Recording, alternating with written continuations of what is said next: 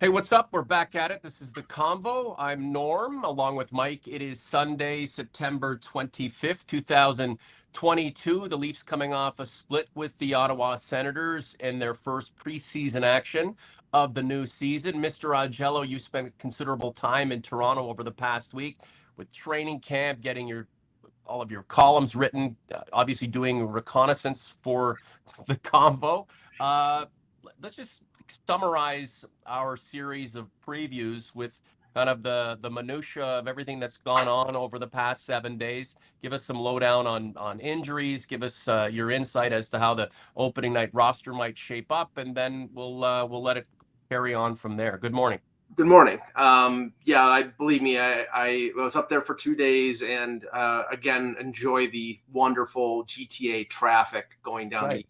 the QEW. Typical, there was an accident right at the Burlington Skyway, so I was going side roads until anyway. All right, let's start from the beginning. Kyle Dubas addresses the media. No contract extension for Dubas, unlike Sheldon Keefe last year where he got a 2-year extension. It's basically, okay, Kyle, let's see what this team can do. Mm-hmm. He outwardly didn't seem to have a problem with it. I think he realizes that this year he's singing for a supper. If they have success, he'll get an extension. If they don't have success, he'll be looking for a job. Shanahan, I don't know if it's Shanahan or if it's the ownership, but I believe it's more the ownership of MLS and E. And Elliot Friedman had an interesting point. He says ownership felt burned by the 8-year contract of Babcock. That with 4 years, they don't mind paying players, they don't mind paying management, but they do mind paying them when they're not managing or playing. And the fact that you had Babcock fired with 4 years left in his contract, that's not something that they really like. So if it's a short-term thing, fine. But I think Dubas, if he gets through this year and they have some success, he'll get probably a multi-year extension. As for the lineup situation, starting at training camp, Jake Muzzin, we talked to the media on Wednesday, and then it was found out on Thursday that he was going to be held out of the first day of training camp and the games on the weekend because he had a sort of sore back. Nothing serious. He didn't participate in the golf tournament on Monday at, I think it's Rattlesnake in the Toronto area. But it's nothing supposedly serious, so it doesn't sound like there's going to be any problem. Liljegren, he was diagnosed with a hernia when he came to Toronto right before camp. Had an abdominal pain. They checked it out. He had surgery. He's out a minimum of 6 weeks. So that means middle of November. And then you have to expect him to ramp up probably with some conditioning stints with the Marlies. So more than likely he's out the first 2 months of the season. That does pose a bit of an issue when it comes to Rasmus Sandeen, who is now,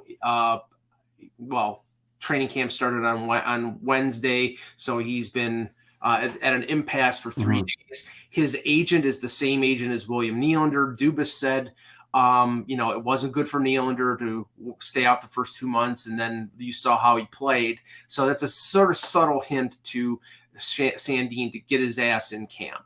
The question is, what will it be, a 1-year deal? Will it be a 2-year deal? In the end, I think it's going to end up being a 1-year deal at low money. And then it's going to be a prove-it situation, and he's going to have an opportunity with Muzzin out. I mean, you would think he would beat out Jordy Ben as a defenseman, but so Pierre Engvall injured his ankle in training camp or in training in Sweden over the summer. Nothing majorly serious. He was on the ice at the Fort Performance Center. Joseph Wall was also on the ice, who had off-season shoulder surgery. He was sort of ramping up. So in general, the injury issues, it's nowhere close to being as bad as Vegas or Philadelphia, but you obviously want Liljegren in there. You obviously want Engvall in there, and it's going to mean some opportunity for some players, and we'll talk about the depth on the organization after that. But, so right now, not terrible, but not great either. Mike, thanks for that. OG's Converts, thanks for being in the chat. This is the Convo. Norm and Mike, you'll notice we don't have a sponsor this year, so we are going it alone just for you guys. Shows you just how devoted we are to the project, because we know you are devoted to this project as well. The thing with Rasmus Sandeen, you know, he really hasn't proven too much, and I get that, his team wants him to play more, so, and they want to, get some assurance that he's going to get considerable time based on the way they think his trajectory will go as a player. So come on and play, especially with Liljegren potentially out till November, maybe December. You just don't want to mess around with these hernia situations. Muzzin, we don't know, right?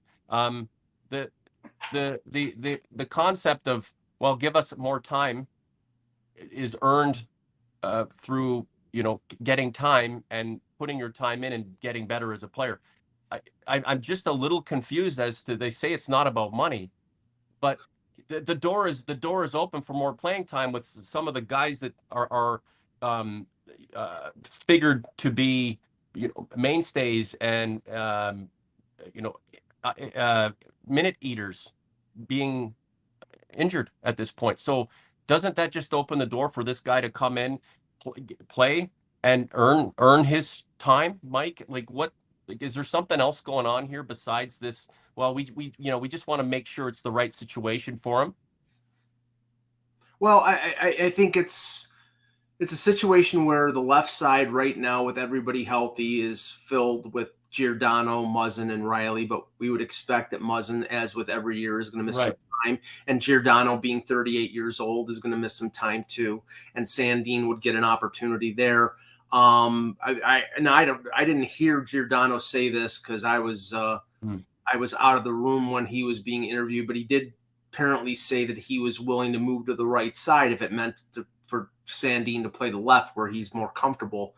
So, I mean, the comparatives apparently that are out there for Sandeen looking for an extension, they offered him the same deal as Liljegren. He wanted something in the low twos like Jake Bean or Adam Boquist of Columbus got. I think they'll end up compromising in the middle if they go for a 2-year deal. But I think it's going to get to the point where the Leafs are going to say, let's do a 1-year deal. Let's revisit this next summer when we have more cap space and go from there. So I if I had to guess, I would probably say in the next 3 or 4 days, something gets done. I thought something was going to get done at the beginning of training camp. But yeah, to your point, I mean, there's opportunity here, and he's got to seize that opportunity. And the longer he's out and the more training camp he misses, the less chance there's going to be for him to steal a job or to make an impact. So look, he says the same representative as William Nylander. Nylander's on record.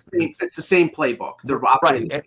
And Nylander's supportive of Rasmus Sandeen. He knows this kid's, wants to set himself up. But on the flip side, Nylander knows, his representative that when this guy returned from Sweden deep into the season, he had lost the step. He wasn't, he wasn't the contributor that he was paid to be, at least initially. So, do these guys really want to go down this road again? Not only will Sandeen, have to integrate himself into the process, but integrate himself into, the mindset of the locker room as well. And again, it's not like he's got a ton of leverage or pedigree. Like, I'm a superstar. This is just all business. I'm here. I'm ready to go. Yeah. His buddy, almost lost an entire season because of this. And I don't know if a guy like Sandeen, has enough clout at this point to be able to kind of call his own shots. That said, the team needs him. So it's like, get your ass over here, play. And when you have stalwarts like Giordano suggesting that, he's willing to, modify what he does to make room for you. I mean, that's a wonderful gesture, but at the end of the day, look, it's not necessarily a safe space for this guy. Come in and earn your stripes, for God's sakes. I mean, that's my 2 cents. Maybe I'm oversimplifying it. It's more complicated than that for him. No, I think that he has to get over here. He has to play, and I think that I think that will happen. He has no leverage in this situation, so really there are no offer sheets out there. I seriously doubt there's going to be one. As for the other big news before they stepped on the ice on Saturday, Austin Matthews deftly avoided the question, but did say, "I love it in Toronto. Toronto is my home." And which is encouraging. You don't have to say that. But he is a year away from being able to sign an extension. So in the wake of Nathan McKinnon getting 12.6 on an 8-year deal, Matthews is right to sort of keep his powder dry and not say, well, I'm definitely going to sign, or I'm definitely going to go explore free agency.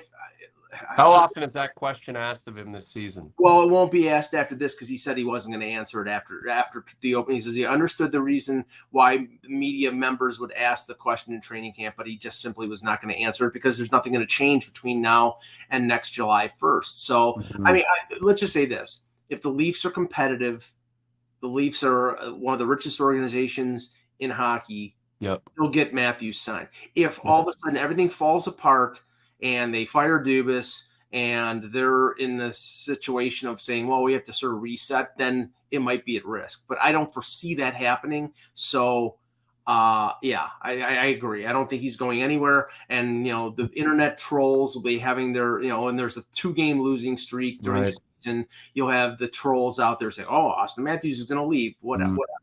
So whatever. So yeah, social media, we rip on it all the time, yet we still consult it. When I say we, that's in general, most of us. I've taken the stance of not even bothering with it anymore. Mike, I know that you need to be a little more closely aligned with what's with the fan base and what's happening in real.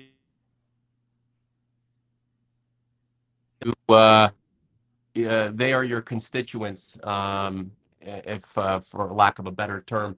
So they split with the Sens. And a couple of things stood out to me. I mean, Giordano, picking up assists and stuff like that.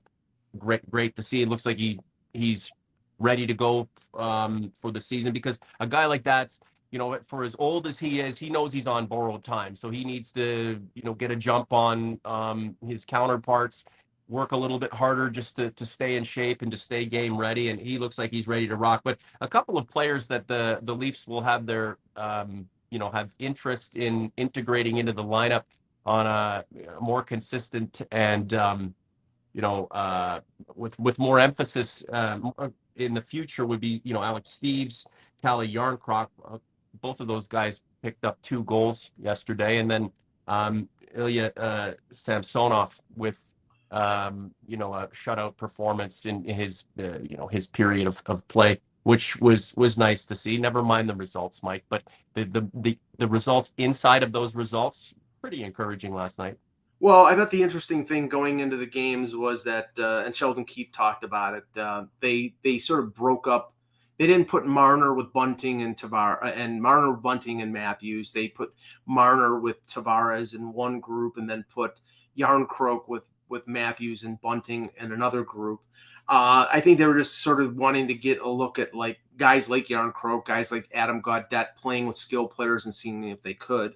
I do think that the interesting, starting from the goal out, Samsonov looked confident. He looked, he didn't face a lot of tough chances, and 2-0 lead going into the third period, and then they put Keith Petruzzelli in there, and he proved that he was an AHL goaltender, yielding 4 goals in the third period. Samsonov looked fine. I mean, but again, I've come to the conclusion that you really cannot come to any kind of great conclusions when it comes to preseason games. Because if you remember a year ago this time, people were saying, wow, Peter Mrazek looks great in the preseason. And then first game he gets hurt, and then it's downhill from there. So Samsonov looked fine, and I think I think that's encouraging. And Matt Murray will get some action this week in other preseason games, so I think that was good, a good sign. On defense, a young guy like Philip Krall, I thought looked pretty decent. Not that he's going to step in the lineup, but maybe this is a guy a year or two down the road is going to be a factor in terms of stealing a spot. Everybody assumes that with the holdout or the impasse of Sandeen, that a guy like Victor Mete could have a chance to make the roster. Victor Mete is an AHLer. He's not an NHLer anymore. He was rushed by Montreal. I think Montreal ruined him by rushing him so much. Now, I have no problem going out and signing a guy who has NHL experience to be a guy who could come up if there's injuries because, the NHL is not a new thing to him. But is he going to make the roster? Hell no. I think if anything, that Jordy Sheldon Keefe had some kind words for him, though. Thought he looked professional. I don't care. That's great, but I didn't think he played particularly well yesterday. And I'm sure they're going to be encouraging with him, and they're not going to be closed-minded to the possibility of him making it. But I just don't foresee it. Ben can play both left side and right side. He's got some size. He's got some experience. Like he can fill in as a penalty killer. I think he is a better fit as an extra defenseman than Victor Mete. So I know him from London. So I just don't think he's a factor and will make this roster unless there's a slew of injuries. Well, any player that I've ever been associated with, I'm expecting them to go on to have incredible NHL careers. Because they know me, I know them. I'm expecting them to go all the way, Mike. And since they played for the hallowed, storied London Knights too, it's just a divine right. Yes, that's true. As an athlete, that you go on and become a superstar. That's true. It's that Hunter connection. I don't know, but up front, and you referenced a couple. There is they made it painfully clear, Sheldon Keefe and some of the players, that there are spots open in the bottom six on this roster. Right. Guys like Jarnkrok's making it. It's the question of whether he plays on the third line or plays on the second line. He showed some skill yesterday. He played in top sixes before. I believe he was in top six in Nashville. I don't know. I don't think that's where he fits, at least this year. I think it's still going to be Kerfoot and Bunting as the left wingers on the top two lines, but we'll see. There's going to be a lot of moving in and out. Jarnkrok, like Kerfoot, can play multiple positions on multiple lines. So depending on injuries, depending on where they need these players, that's what's going to happen. Yep. The interesting thing is the depth forwards. Like Zach Aston Reese, I thought was pretty strong. I think he's going to get a contract. He's got on a PTO right now. Dennis Malgin had a good game in the first group, playing with Pontus Holmberg and Nylander. He scored a goal. He had another good chance in the first period. They like his speed. He's been in the NHL before. I just don't know. Like everything is colored with Dennis Malgin by the fact that he came in a trade for Mason Marchment, and he did nothing for like 8 games. And Mason Marchment went on to be a really good player for Florida. But now that that's sort of over with, in the sense that now he's coming back and now he's competing for a bottom 6 position, and he's on a 1-year contract, he's singing for a supper. So I think he's going to be trying a lot harder. You did see Wayne Simmons step up the physicality yesterday. I think he realizes his job is on the line. Yeah. I don't know. I don't know whether he or Kyle Clifford make the 23-man roster. And I don't know if they're going to carry 23. Yeah, B Skinny thinks he should just retire already. That's nice. Well, good morning, B Skinny. Well, okay. Say that to his Yeah. Yeah, I'm sorry. But what's going to happen is, more than likely, he doesn't make the roster. He'll go on waivers. I don't think anybody will claim him. I know that somebody joked, well, every Leaf player that's placed on waivers gets claimed. I don't know. I think the people will see out there that he's now sort of a fourth-line guy. He's got a year left, I think, at $800,000. they'll give him an opportunity, but I think he'll probably end up getting waived and probably end up with the Marlies. And then, like Clifford last year, he'll get called up when they need some physicality. I think they're going to end up carrying 20 or 21 players, but they do have the flexibility that Engvall and Liljegren will be on injured reserve on LTIR to start the season, so they will have more flexibility than you think. So Odog Chung says we need Max Domi, Maris Foligno, Reeves, Tom Wilson, some players that will give our skill guys space. Go make it happen, Kyle. Okay. Max Domi is on Chicago and making $3 million. Odog is great. He's good. I think he holds the record for most posts, so we got to get him in there from time. Yeah, and he is not physical. He's not his father's son. Marcus Foligno, great. I'm sure Minnesota. I'm sure Bill Guerin is just going to offer up Marcus Foligno for nothing. For Victor Mete, for Eric Shalgren. Come on, it's like I mean Tom and whatever. So Zach Aston Reese, Dennis Malgin, Nicholas Aube-Kubel, Simmons. I like Alex Steeves. He had 23 goals with the Marlies last year after coming out of the NCAA in Notre Dame. Now, I've mentioned 4 or 5 players. Who haven't I mentioned? Nick Robertson. I barely noticed Nick Robertson in the game last night. That, to me, if he doesn't make an impression in the next couple games, he's starting the year with the Marlies. And maybe think of that, Mike. Like, why in such a pivotal time for this guy, with the door slightly ajar to squeeze his way into a role on this with this team. Why like what's going on? Maybe he's been lack of production. Where shouldn't this guy just be gangbusters, going crazy and like scoring and being integral in the play? Like, what the heck? Maybe he's been told that he's going to start the year with the Marlies, because honestly, if he's not playing in a top 6 role with the Leafs, you mean he's sour? No. But if you don't have the motivation, if you've been told that you're going to start in the American Hockey League, the motivation is not there. If it's an open competition, now I don't know. I don't know whether he's told that. All I'm saying is, if you look at, he's waiver exempt, so he could go down. He's not a bust.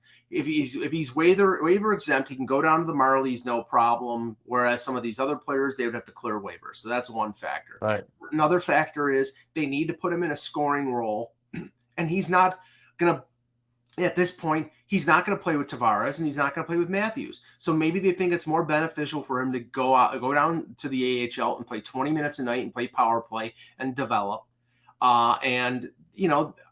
Maybe that's the reason why he played in the rookie tournament, because they believe he needs playing time. So, I mean, you're on NHL Ice, show your stuff. Right. And I didn't see a lot of who he was playing. He wasn't playing with Matthews. They played Jarno Krook with him. So he wasn't playing on a top line. So, maybe that was a factor as well. But I just think right now, first impression, he doesn't look like he's ready, and he doesn't look like he's motivated. Wow. But I could be wrong.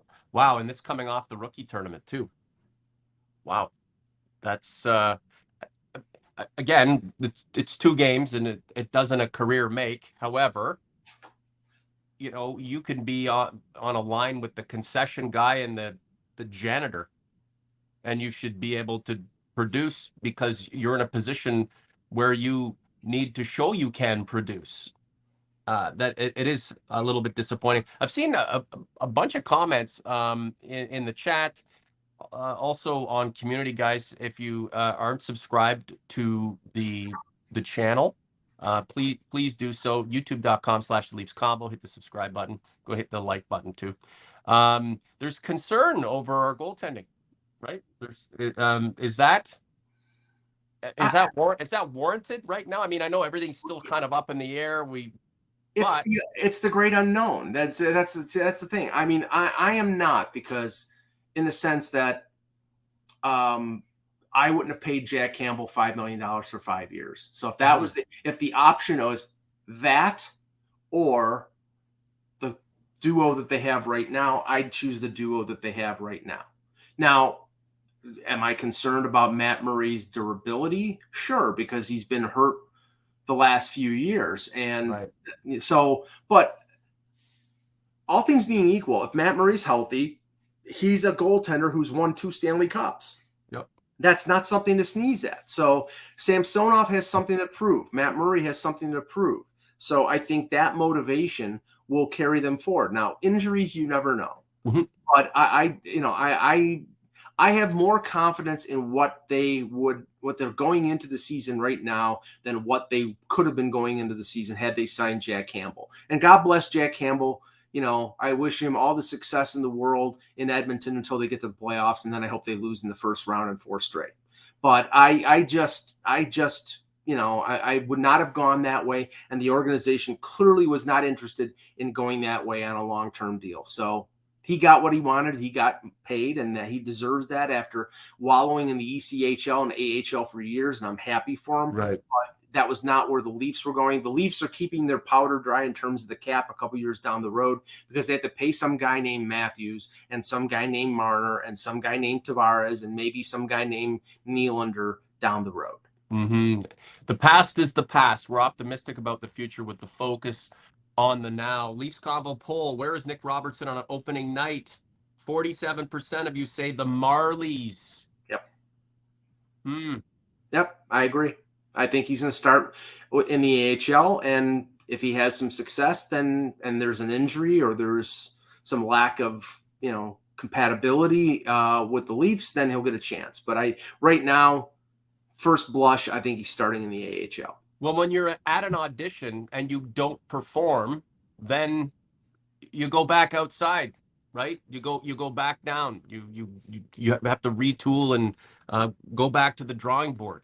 The guy's in a position where he should be the best player on the ice, even if he is starting with the Marlies. It's like, okay, guys, start me with the Marlies. I don't care. I'll be up here soon, and I'll be an integral component to this offensive movement and not in the bottom 6. I am a top 6 player. I'm going to play like it in the preseason. Let's friggin' go.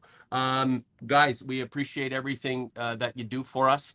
Your support means so much. Keep coming back. Tell your friends about what we're doing with the live shows on Sunday. If you want to, I don't know, rake the leaves, go for a run, listen to us on podcast, you can. We usually upload the show the day after. You can get that on, Google Podcast, Apple Podcast, any platform of your choice. You know how to get a hold of both of us. Mike, before we go, just a couple things.